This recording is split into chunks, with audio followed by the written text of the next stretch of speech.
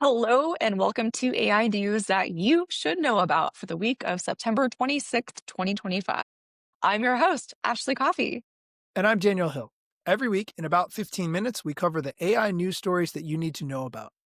This week, we'll be talking about President Trump signing an executive order for the TikTok deal to be under U.S. ownership. We'll also talk about Elon Musk's Grok AI being cleared to be used across U.S. government agencies. We'll talk about OpenAI's new ChatGPT Pulse that will give you your morning briefs, and Spotify labeling AI music, filtering spam, and more as part of their AI policies. We will be covering all of this on our show today, but first, here's a word from our sponsors. Welcome back. Let's go ahead and dive in for this week. Our top story today: Trump signs executive order supporting proposed deal to put TikTok under US ownership. Yes, this is a headline, but not necessarily news, and we'll get into that. So, a little bit of a high level overview if you were under a rock this week to get you up to speed. Trump signed an executive order Thursday of this week that's saying will allow TikTok to continue operating in the United States in a way that meets national security concerns. China has not approved this sale yet, so we're not quite there. I'll leave it at that. What are your thoughts on this, Daniel? I think this is a continuing developing story because until China agrees to it, I don't think it's finalized. And I don't think there's much to talk about unless both sides agree. Yes, President Trump can announce things, but unless China signs off that they're okay with it, since they're involved in the whole situation, it's not really moving forward to make that change. What do you think?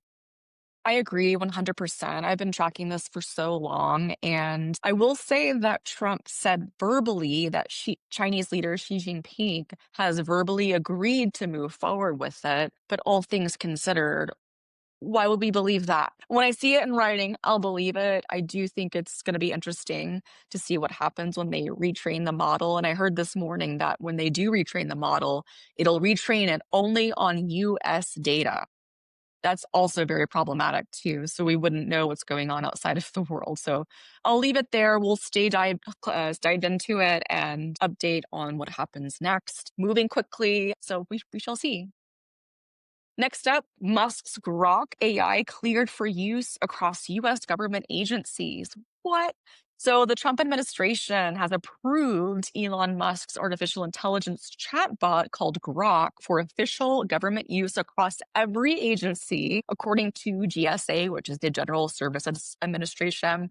When you think of every government agency, that's from the Department of Justice to the National Security Agency to the Department of Labor. This is, to me, screaming alarm bells. And this is why it's because the chatbot has faced criticism for being ideologically biased and lacking proper safety trainings. And even last year, I believe that Grok was spreading a lot of hate speech. So it's interesting to see where this goes. The Federal Acquisition Service Commissioner, Josh Grunbaum, said adopting Grok is, quote, essential to building the efficient, accountable government that taxpayers deserve. I'm not so sure about that.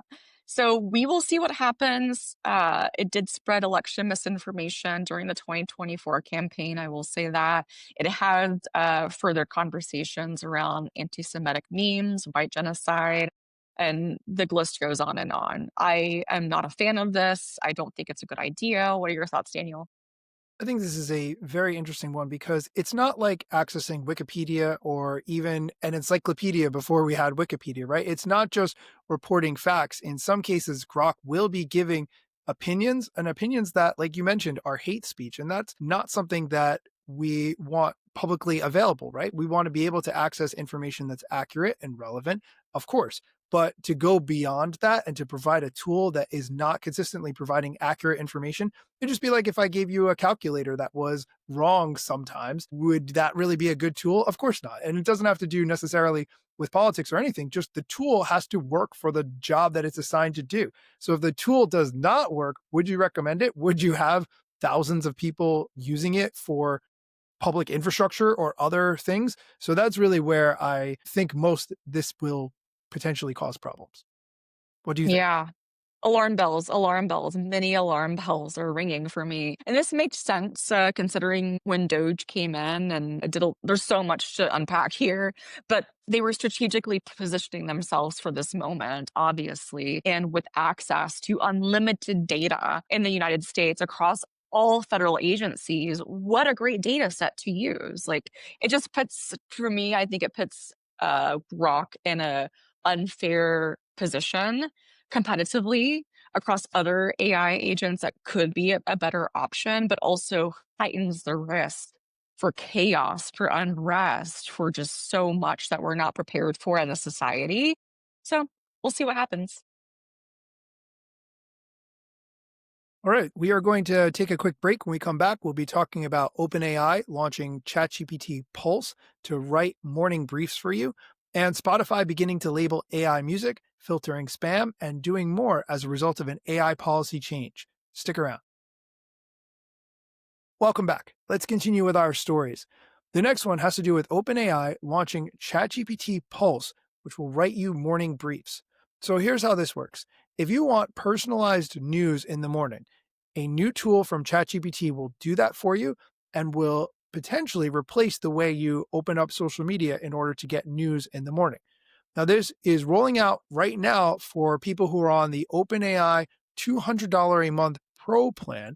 But in the future, the company wants to roll it out to more users as the product improves and gets more efficient. It can give roundups of news articles on a specific topic. So if you're looking for something like all the news about a particular sports team or other things that you find interesting.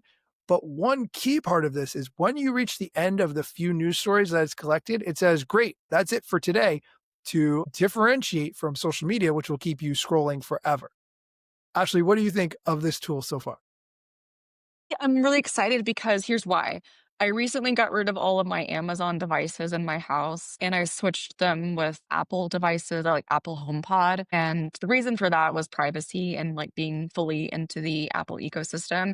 And you no longer have the ability to opt out of your data that's being ingested by Amazon devices being sent to Amazon for training.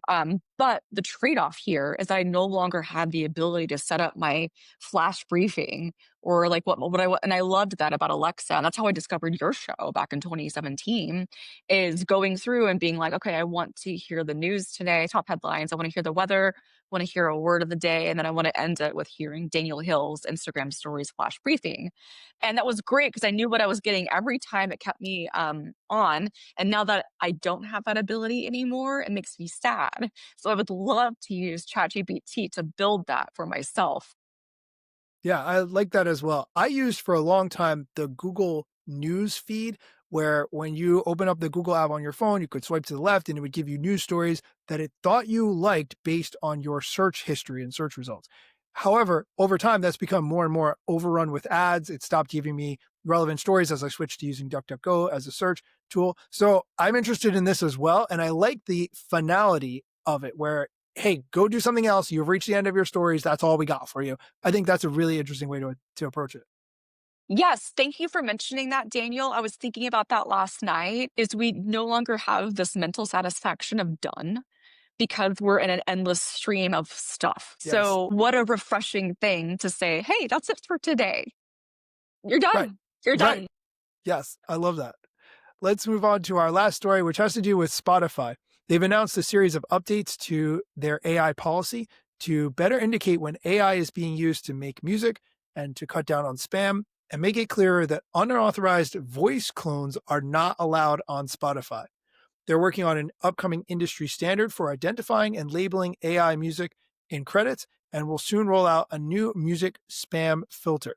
I think this is really interesting because over the past few years, Spotify has worked very hard to hire artists who may not be famous, but who can create music that will fit in playlists so that Spotify does not have to pay the major music artists if there's generic music that will fill the gap instead. So for them to clamp down on AI music right off the bat says to me that they want to protect what they have and the system that they're currently using. What do you think, Ashley? I agree. I think this is reactive, not proactive, for one. I was very alarmed when I heard that Spotify was pushing their own AI band album. Very problematic for a lot of ways, but most importantly, problematic for trust across users, and trust across like the music industry. I don't use Spotify for that reason. I use Apple Music and YouTube Music. But I do think to counteract that, we are in this space of AI. Like, you don't know what you don't know until it happens. However, I think Spotify used that to their advantage to do a little market research before people figure it out. And here we are. So I don't like the idea of supplementing AI generated vocals so that they don't have to pay artists what they're needing to be paid. This is just kind of an overarching conversation of like, do we have standards? Not yet. So yeah, we'll see what happens. I'm really glad that you reported on this though. Absolutely.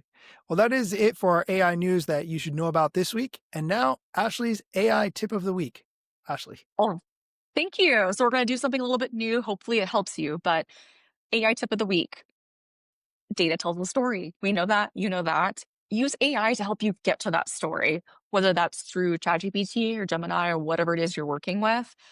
So, specifically, what I've been using lately is downloading metric data from my website and from my Google Search Analytics console, and taking that into ChatGPT and asking it to pull key insights that I might be missing that relate to my goals of growth and revenue and the things that I have internally. So I'm able to get to what is the story telling me? What is the data telling me through gathering multiple source data and consolidating it into one location to get a more broader picture of the state versus segmenting everything. So I recommend people try that consolidation method. You can pull data out of mostly anything in a CSV or Excel document. And don't forget that photos are also data too. So hopefully that helps you this week, but try it out. Let us know what you think.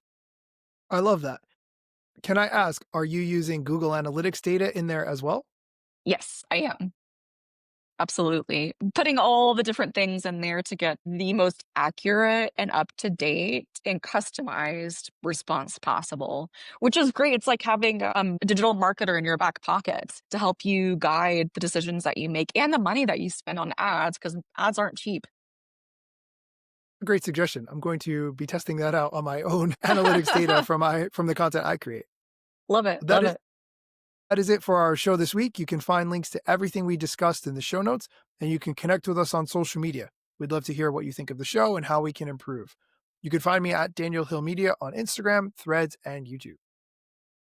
And thank you for listening to today's episode of AI News That You Should Know About. If you want a little bit more tech talk, you can find me on Instagram at Ashley R Coffee 89. That's ASHLEYRCOFFEY 89. You can find me on Threads and YouTube and all those cool places. But I also have a company called Coffee and Consult, and we specialize in helping small to medium sized businesses leverage technology like AI for efficiency and profitability. So if you are a business owner and you're looking to take your business to the next level, whether that's through scaling or automation, reach out to me. I'd love to discuss.